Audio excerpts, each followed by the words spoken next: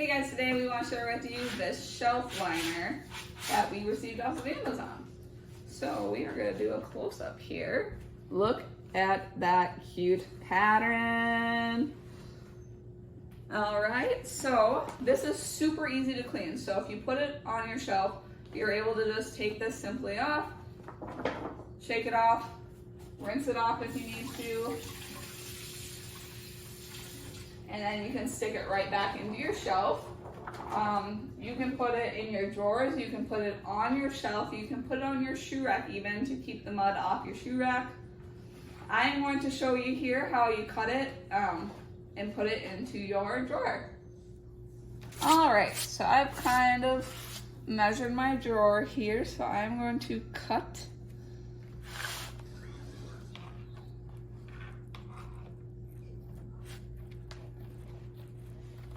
You can use the little dots here to show that you're cutting a straight line.